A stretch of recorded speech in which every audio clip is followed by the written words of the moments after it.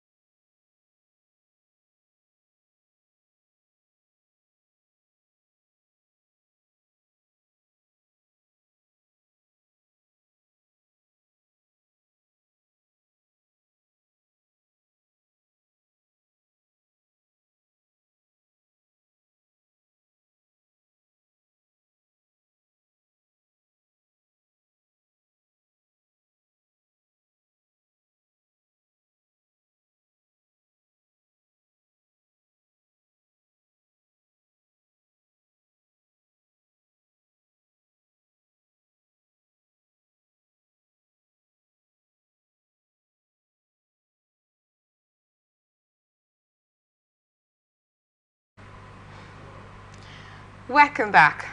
Joining us here today is our regular Monday guest, Mankitane Adubabari Esquire, a solicitor, advocate of the Notary Public of the Supreme Court of Nigeria, and a socio-political analyst, and also a mentorship coach. There's so much to be attributed to this amazing personality. It's a pleasure to have you here with us, and thank you so much for joining us. Thank you very kindly. Thank you for being here, as always.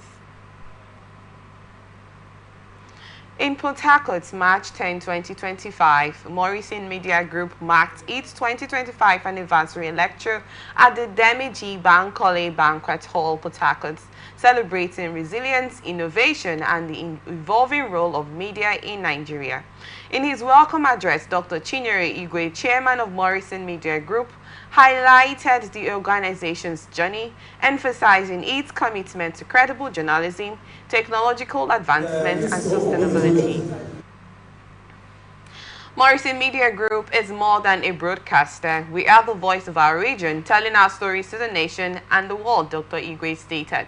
He reflected on the company's 10-year struggle for a broadcasting license from 2007 to 2016 and its perseverance in building River State's first and only indigenous private broadcasting network. The event featured Professor Umaru Pate, President of the Society of Nigerian Broadcasters, and Professor Tony Iredia, and so many esteemed guests, making a significant moment in Nigerian media. It also included the induction of new members into the Society of Nigerian Broadcasters, reinforcing the industry's growth and unity. At its anniversary lecture, Dr. Chinyere Igwe and Professor Umaru Pate emphasized resilience, digital innovation, and the 5 R's as key to media success. Both speakers underscored the importance of credibility in broadcasting. Morrison can reinforce its reputation by combating misinformation, maintaining journalistic integrity, and fostering public trust through ethical and facts-based reporting. It was actually an amazing time we had during the 2025 anniversary lecture. There were esteemed guests, which I am sure you witnessed because you were part of the esteemed guests that were there on that day. I would just love to get your thoughts on this topic of building legacy for Morrison Media, sir, please. Yeah, I think for those who were there, let me come from this angle. It was an exciting moment. Those who are privileged to be there, you could capture that excitement in the VC of University of Port Harcourt, in the person of Professor, what is that his name? George Way. George Way, yes. You know, his brother is a trade bearer, yeah, so to say, in the legal profession. Okay. And B.A. George Way is one justice, is now of the Court of Appeal, that you will need to not only see, but particularly hear. Interestingly, I have heard so much about Tony Heredia, Professor Tony Heredia. And the same excitement the Vice Chancellor of University of Port Harcourt, you know, pushed forth, similar thing, you know, flow through my mental sky. He said, his day is made. That he told himself that what activity has he on campus, that he has to be here to see this man. And you saw that excitement during the presentation session. Yes, yes, I did. But on a serious note, I had the opportunity of seeing the man, though not at that close range. If you listen carefully to the history, so to say, of these broadcast media, so many people have raised questions, even to me as an individual, why I do the things I do. I think we share something in common. You see, that length of time of patience, resilience, hanging on can only occur to somebody who saw ahead. As I'm speaking now, a lot of people, you know, will be hanging their head in regret. Imagine the duration from That's 2007 to 2016. You know, I spent 10 years for my first degree. I entered university in 1991, 92 session. and I was called to bar in the year 2000. 10 clear years, a decade. So I'm sure there are people who are similarly circumcised, and this should be an encouragement. I want to focus on this practically. Now, I will use this point to tie to Professor Tone Heredia during that interactive session that he was giving during his activity in office, yes, when Obasanjo's wife died, and all that happened. And he made a very critical point. He said, look, that if you check his bio, you realize that he has several degrees. That one of the reasons, perhaps he has studied the Nigerian environment and realized that this is a system that has capacity to frustrate. And so that he is armed, and he's saying that to younger ones. You need to be armed, because before people will think to bring you down, they first of all examine you. There are certain things they will check. And if they realize that you are already equipped, you are ahead of them, they will think twice. Because they will realize along the line that you are not dependent on them. So to that extent, when you talk about people of integrity, which is part of the core requirement to succeed in the media, people who are able to exude integrity, they are willing and ready to damn the consequences. Yes. Now, within this period of stay, hanging on, so many people have similar dreams, but those dreams die.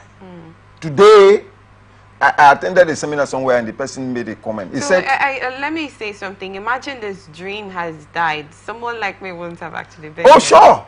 And I'm saying to a lot of people, as we are talking here, a lot of people, like I said, they are hanging their head in the regret corner. True. And I think it's going to be an encouragement. If you understand, there's what a concept I call individuality creative spark. Every individual is created by God with what I call individuality creative spark, as distinct as your fingerprint. It's unique to you. There's a purpose why God brought you. And if you fail in the hall of fame of life, it will be marked for you absent. Okay, sir, as a pioneer, as one of the pioneers in Morrison Media Group, what is that legacy you have always admired in this organization that you feel will always make this organization thrive further? As the fact that from 2007 up to now, there's been a serious build on resilience. The 5 hours that Professor Umaru Pate propagated over, populated, he talked about reach, reputation, relevance, resilience. I think reach, reputation, about 5 of them that he mentioned. And he has also attributed Morrison Media to those 5 hours. That if we get to put that into consideration, it's something that would, blow out of this world. It's not just in Nigeria, but globally. What is that legacy that you feel Morrison Media has actually put in place that is admirable, that, we can also do better in it? Well, what I will say will still revolve back to this initial resilience. It is always said, I think it is true, once the queen is taken from the anteroom, the system goes down. True. We are privileged to have the dreamer, the carrier of the dream, still alive, around with us. He needs to share that dream. Some people will meet me today, when I tell them, watching at them at their demeanor, that facial outlook. When some people understand that I spent 10 years for first degree, you see a reflection on their face instantly. I'm sure many people didn't know this until at that ceremony. I didn't know until today. That ceremony. And I'm sure it's something that will shake a lot of people. That I did indicate to you that what kept him, there is something, as I'm getting older, I'm also learning. Yeah. I've learned that you need to keep certain things within your mind. I have an idea, which bad experiences have taught me that I need to keep it within my busy bosom until it comes to reality. This one has come to reality. Okay. I'm sure if he shared it with some persons at that difficult time, they will tell him, what are you wasting your time for? Why don't you move on to do some other thing? Why are you insisting on it? He needs to share the idea, that dream, with others who are with him now. Okay. If not, if he is not there, there is the possibility that the system can go down. It is very, very cardinal and important. Like you always hear this position, there is no success without a successor. So those who are going to succeed him, because nobody is going to be here forever. Yeah. And once you agitate the mind of any dreamer, is who are those who will carry on the banner when I'm no more. Yeah. Today, Martin Luther King Jr. is no longer there, but he has his disciples. I'm one of his disciples, right? In the theological field, we call it liberation theology.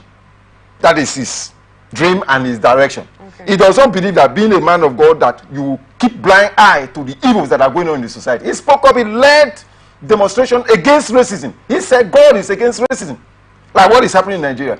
So, zeroing on where we are, the head of this organization need very urgently, if he has not occurred to him, because he's not going to be here forever, you need to pass that dream, emphasize it, and make sure that people catch that dream. That is what will enable them to run. Yes, okay. That's what will enable them to run with it.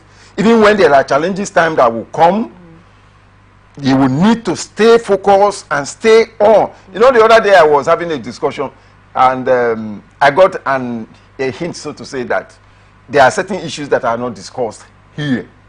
I'm sure it is from the way things were going, particularly for the past administration in this state.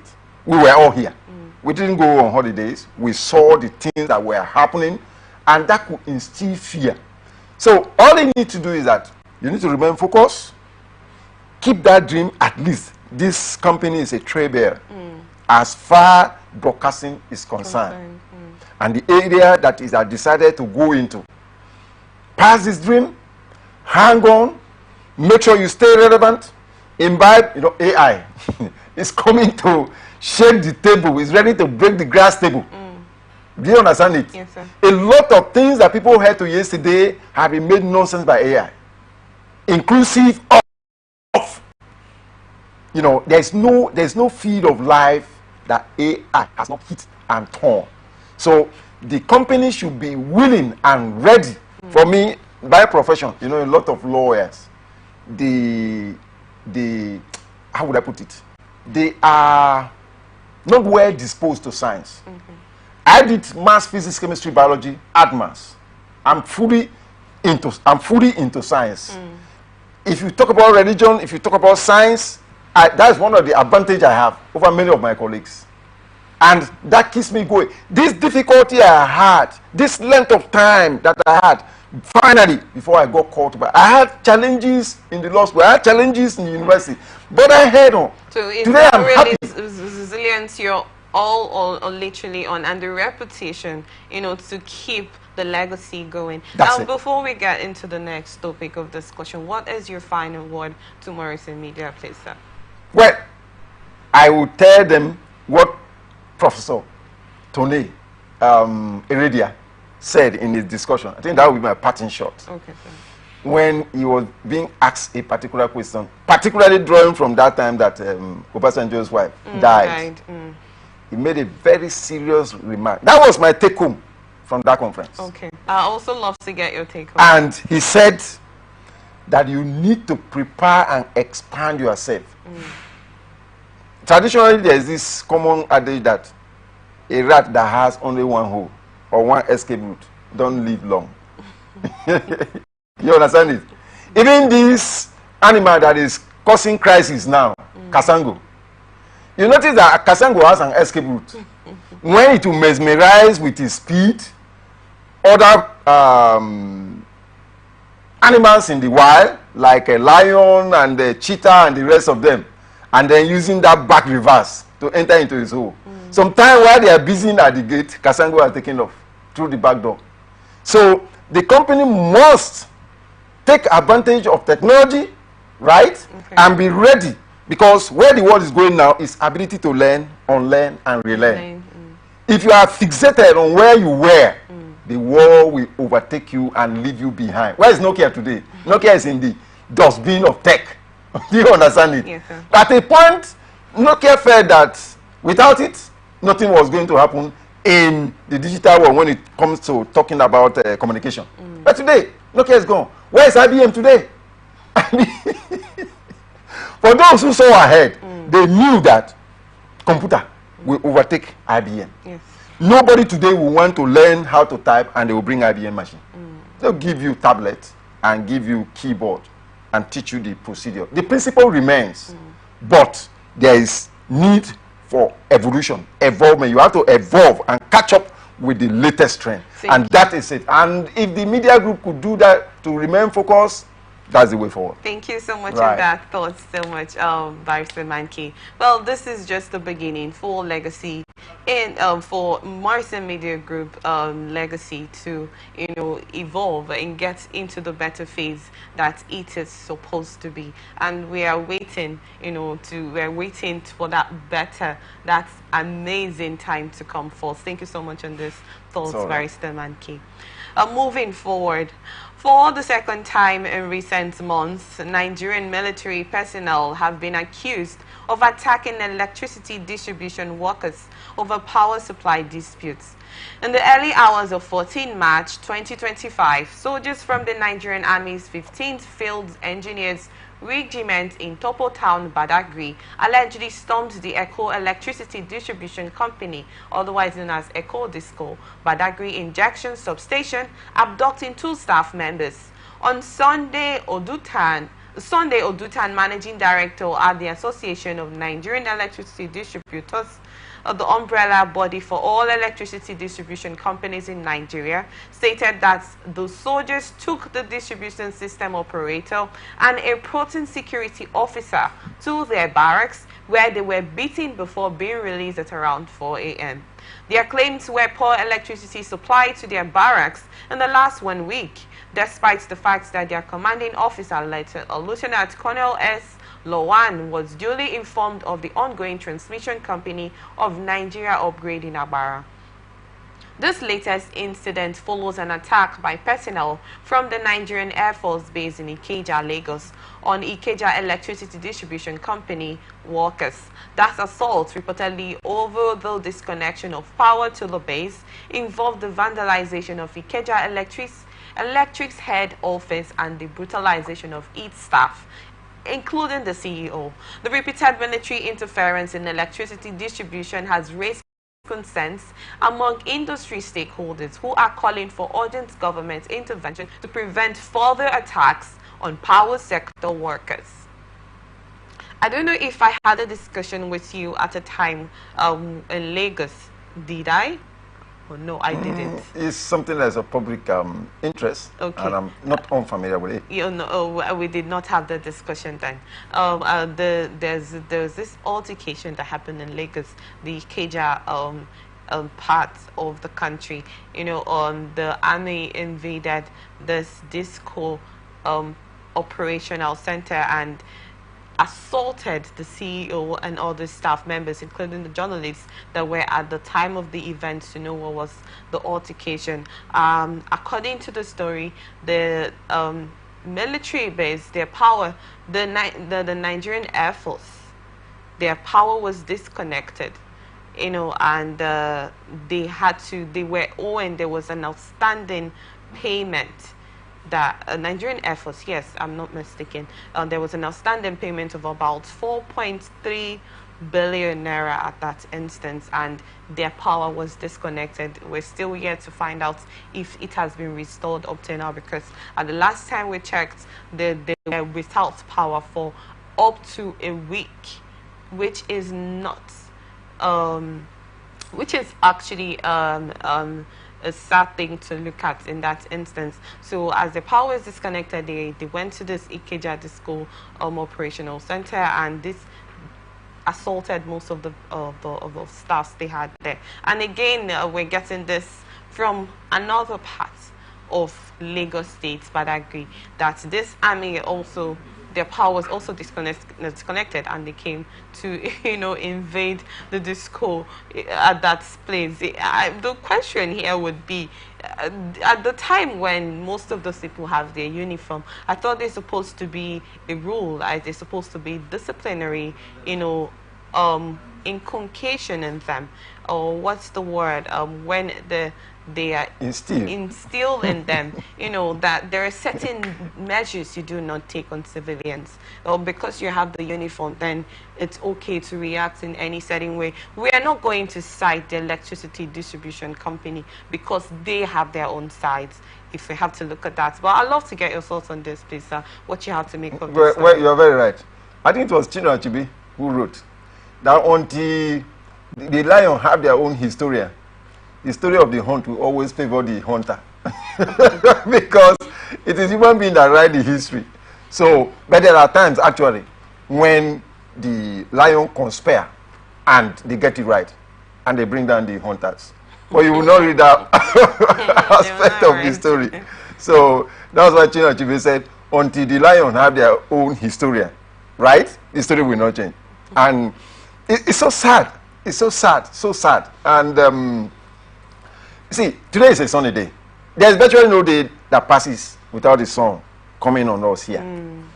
That is one of the greatest blessings that put Nigeria at a jealous angle to other nations of the world. The energy that will be wasted on this airspace of Nigeria today is energy that can last for months and we can't finish. Do you understand me? I'm talking about solar energy. I told you sometime here that we joke too much in this part of the world. We joke too much. But I know that this joke will get to an end one day. Because to no man is like giving him free hole. We are all tenants. When you go to the road and you see our brothers and sisters who belong or who work with the security agents who have converted themselves into government-approved armed robbers to the point that they are using their rifle that they were bought, for the protection of Nigerians, using those rifles to turn on the Nigerians to extort them with audacious impunity, you know that something is wrong. I don't need to be in the Western world, but I can tell you for free. In the Western world, when you talk about Army, Air Force, Navy, these are the three components. Leave police alone. Leave police out. We're talking about core defense, Air Force, Navy, and Army. These are virtually independent running sectors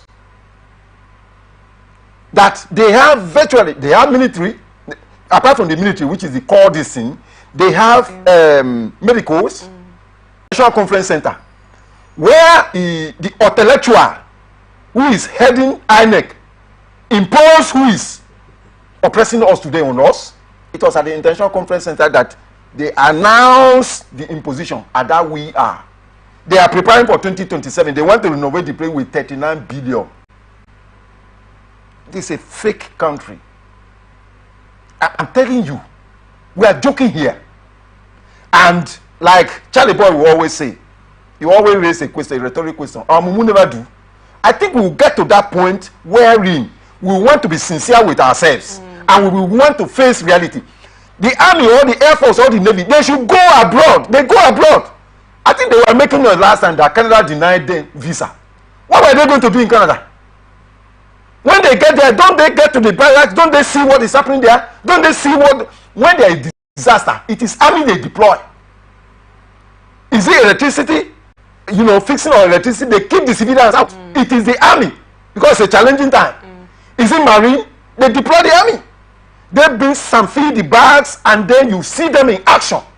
But here, this is a nation wherein the head of the security operatives, every Navy, Air Force, and Army, their heads misappropriate funds. The president cannot pay them. Oshomole told Nigerians that they did a crack investigation and find that money given to these organizations are diverted. Some of them are even using them to build private universities. And they cannot be held accountable.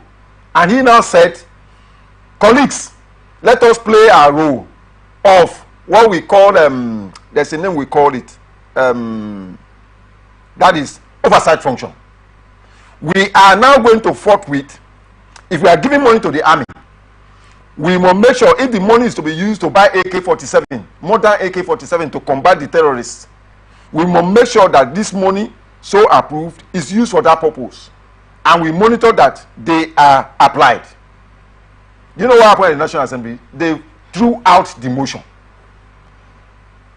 The pretentious Akpabio, I use the word pretentious because he does not have my legal approval. I may be standing alone. I know how he came into office. It's through fraud. And if this is the kind of people that, see, people don't steal power to serve the people. Anybody who steals power cannot use it to serve people. A father who is immoral cannot correct the daughters not to go into the volatile highway of immorality. You cannot do that. Abia was a former governor of Akwa Ibom State. I don't give a damn. I say coming into office as a senator. You know he wanted to be president. I'm trying to get to the point. You know he wanted to be president. Yes, sir. And he picked form. Yes, and he went in. Yes. And by the time he came back, talking about Senate DC, it was done and concluded. Court of Appeal said he cannot. Was Will Akpabio not appointed as a Senate leader, the Senate president? He ought not to be. That's instance that was you saying that he got into office through fraud. It's by the Supreme Court.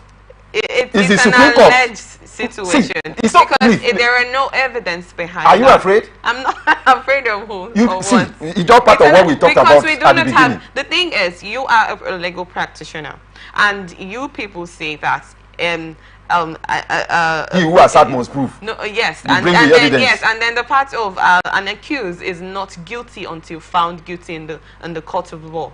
You know, you do not say something that you do not have evidence over. When there is a court sitting in a courtroom, you know that. There's a certain accusation in place. They ask you, what is your evidence against? Oh my God! You see this? In that form. You see this reasoning. This is what is going to cripple this country. You see what is happening in Rivers State? This is actually, I'm trying to follow your No, I'm saying it. Because of your profession. You see, law. If I am brought into the court of law, you are my defendant, you are my lawyer, and I was accused of a certain, probably a very grievous offense. Yes. And you're trying to defend me. You know, in that instance of defending me in front of the judge, they would ask for evidence one day. Of course. That is what I'm saying. The evidence. And you are trying to defend me that I am not guilty of that offense. I would have heard you. Let's say possibly I am actually guilty of the offense, and you are defending me that I am not guilty of that offense. See, let me explain this to you. Let's not digress. I'm just trying to get the point out of this. Our criminal jurisprudence, as it stands now, we are operating what we call adversarial philosophy, not inquisitorial, right? Okay. This is what defines what is happening, right? So the prosecution proved the guilt of the accused, not the other way around. Under inquisitorial, the accused proved his innocence. Do you understand? Yes. Like in the French system, like this building is, the management can be heard. They can ask the CEO to show how he got money to build this place. If he cannot, he forfeits it as public treasure. Even though he is genuinely the owner of the space. Yeah, you have to show. That is just something. That's where things are working. That's where things are working. Okay. Do you understand it? Okay. I understand your position, okay. but we're in a very critical situation. It's just like this issue. Let's focus on it. Right. Like this issue that we are talking about that is under consideration. Do we need rocket science to say that part of the duty of even the army, as independent as it should be, that should be able to provide life for itself? Yes, and these questions have also been asked oftentimes. Do you know why it's not happening? Also, the question would be: do they not have certain allocations designated to them for specific needs like this that they had to owe up to $4 billion naira at that instance, which is so much an outrageous amount? Do you know what 1 billion can do? 1 billion. Do you know what 1 billion naira can do? 1 billion alone. This thing speak of massive corruption. I was giving you the thing here now. Why I was is to save you. That's why I was bringing in what happened at the National Assembly. Do you understand? Because I know what NBC is up to. So I sympathize with you. I don't desire to be in your speakership position because you are sitting on a very volatile table. And sometimes you battle, because you see, one of the worst battle you can engage in is to fight against your conscience. The reality is telling you that what is happening in the market, that inflation has not come down, and then NBC is bringing out paper, churning out cold economic statistics, telling you that the economy is improving, that the price of rice and beans has dropped. A kg of gas, a kg of fuel has come down, and you heard of the story of this young NYSC who in church were talking about egg, and I saw her wept. In fact, well, God will have mercy on this country. Amen. And I'm saying it's not a matter of, there are things that God expects us to do, not to. You see, if God gave us money to buy rice, and we kept it on this table and pray that God will come and cook it, it will not happen. We have to go and look for firewood if we don't have money to buy gas, and we will wash it and cook it before it will be done. We die of hunger strike. So if the head of the security agents, that's why we are where we are. In fact, things are worse than 1983 when the military took over. But they allow them to get on with all the manner of homogeneous corruption that is happening within the security sector. And when you allow such a thing to thrive in hope that you are covering your bad deed to gain protection, you will end up in the worst situation. In fact, the worst is yet to come. And I hope we will get to that level, that this people can go on strike, shut down the entire system. What is the National Assembly? What is the capacity of electricity that we are generating in this country? In this country alone. Okay, Army, Air Force, and Navy are places that they are even supposed to tell Nigerians that we have excess power that we want to distribute. Okay, look at a body like Lumos and MTN powering. What I use in my house is that partnership. I'm not advertising for them, so to say, but that is anchored on technology. Before I pay off the money and I own the facility, once you don't pay, they have a way of disconnecting you. Do you understand? And they will electronically write on it that you are owing, that you need to pay. Once you pay, light is restored. As I'm talking now, my percentage will be 100%. But what am I using it for? Because there was light in my place when I left. What am I using it for? When I come and there's no light, I can use it to charge my power bank, and I will stay afloat mentally. But the reality is that until we are ready to face reality as it is and speak the truth to ourselves, Army, Air Force, Navy, that's why foreign term and invade NDA, which is supposed to be the highest point of security, invade it and kill officers, and they are still killing Nigerians. When we are serious, we will address these issues. Thank you so much in that, Barrister Manki.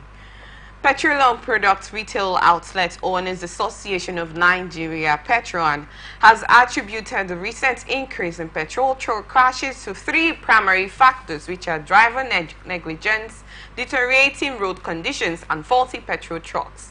The River State Chairman of Petron, Francis Dinkler, clarified that the recent fire incidents are caused by petrol spills igniting rather than by explosions or substandard petrol, as some social media users have suggested. Dinkler explained that when petrol spills occur, the heat from the roads combined with public attempts to collect the spilled petrol can ignite fires. The PRA has imposed a ban on 60,000-litre petrol tankers operating on roads across the country. In February, the agency announced that as of March 1, 2025, trucks with this capacity would no longer be permitted to load fuel at any depot nationwide. Additionally, by the fourth quarter of 2025, trucks with a capacity exceeding 45,000 liters will be prohibited from loading petroleum products. I've had a few discussions with you about that, driver actually, the truck driver passed through that, avoidable lane that he wasn't supposed to be on, and it's caused a really bad scenario. Just, is that supposed to be a way forward in curbing this? We joke too much in your word, and it's not about coming to make statements when necessary repercussionary levels have not been put in place. I know recently the National Highway Road until 6 a.m. 11 p.m. to 6 a.m. or 12 midnight to 6 a.m. But we still see them on the road. Sometimes, most of them break down on the road, causing serious traffic. In that instance, I would love to get your thoughts from what Petron has come to say on this, please. Well, what Petron has come to say to me is fanciful and cosmetic argument. We are in a situation wherein lunatics are taking over the asylum. I'm very sorry to sound that way. I'm an incredible optimist. I've told you before, I'm not living here. This is one of the best places to be in the world. You see this bad leadership, like Goodluck Jonathan said, of the political class. He said that day they will sit up. Do you understand me? Yes, sir. So we Nigerians are responsible for what is going on. We permit what is going on over merit. Incompetence are taking over competence, and it's a complete mess. I give you a classic example: a body called Corporate Affairs Commission. As a legal practitioner, I'm an accredited practitioner on that platform. And it's one of the sources where the federal government makes money. If you register a company, you have three possibilities. You can register an association, that's under Part C. You can incorporate a company under Part A. You can register a business name under Part B. Now, if you engage in any of these, upon approval of that registration, that's final, and you are told, let's say 9 a.m. the other document that accompany it.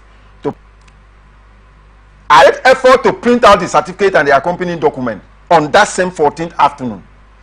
That to 15th morning, there was this computer insertion. Once that 7 days has expired, that insertion will now appear and route you that you have to pay the penalty before you can access. Immediately the certificate was said to be approved, that tampering entered on that decision. Look, we're in the computer age. I am not part of the segment that has phobia for science. I'm thoroughly familiar on the science terrain. This thing is human. We're really, really joking here. Is it okay if I have a bad handwriting? Is it to cut off my hand that will solve the problem? Or to what you see playing out here? So what are they talking about? Is it burning of a certain volume of water? Check. What is the state of our road? See, have you been privileged to move to know the truth? You see, they are all part of the game. Let me ask you a question. Is Nigeria supposed to be importing refined products in the light of current realities? You see, we are joking. Most of the people who are dying in these processes are in relation to these petroleum officials. That is the way. That's why they want people not to throw so in the market. Do you understand it? Because you don't know who will be the victim. Even kidnapping and the rest of them that the military are handling with keep growth. Some of their relations are victims. Competence into the dustbin, and they are exalting a particular ethnic group. Those who are at the head, the name you had there, is it not them? They will also suffer it. Thank you so much. It's so unfortunate, and I say this to us, that until we are ready to speak to authority and say the way it is, look, this country is so blessed to the jealousy of other countries. We have the resources, everything is here, but we have that they should fire our children, and they should be told that these are the people that ruin your future. Thank you so but much. They are the people heading the affairs here. It's unfortunate. Thank you on your thoughts, very Manki. Amnesty International cites the current administration. The Nigerian authorities must stop responding with violence and threat for Nigerian constitution and international law. Holding and voicing dissenting views is not a crime, the organization in a statement on it Nigerians face as a result of the economic reforms. Millions of millions of people in Nigeria are facing extreme poverty. So far, the authorities have failed to put in place effective means, the statement reads. Before I get into this, it's not going to be a one-sided situation. It's so sad that the sad thing now is most students are dropping out of school due to the fact that some of their parents are unable to, further their education. I am not talking about the higher institution. I'm talking about the secondary school level. You can imagine how it has gotten into, but we've gotten the president come to make statement from the presidency that Nigeria is moving forward and necessary policies have been put in place to, fast track. As a legal practitioner, let's look at it legally here. Is it an offensive situation when an individual of a particular society comes up to speak against a functioning administration at the time as it is not favorable to them? It's a shame that most of the debt you are hearing about is avoidable debt. It's nutrition. In fact, the kind of hunger that is available now, the moment you are hungry, your body begins to shake. And you wonder what is happening. Oh, the government is moving forward. I can see it in Rivers State. No wonder I put up an article some time ago. And people that I am saying here that Bola Tinubu is the petroleum minister of Nigeria.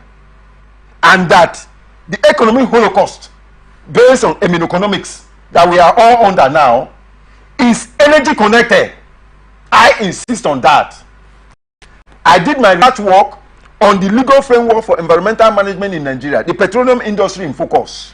I did the research myself, so I'm familiar with the petroleum industry. And I'm challenging anybody who wants to come out to tell me that Nigeria does not have globally recognized comparative economic advantage in the production of crude oil. I challenge anybody, whether an intellectual who have nothing to his credit, but is waiting to be recruited by political class into an electoral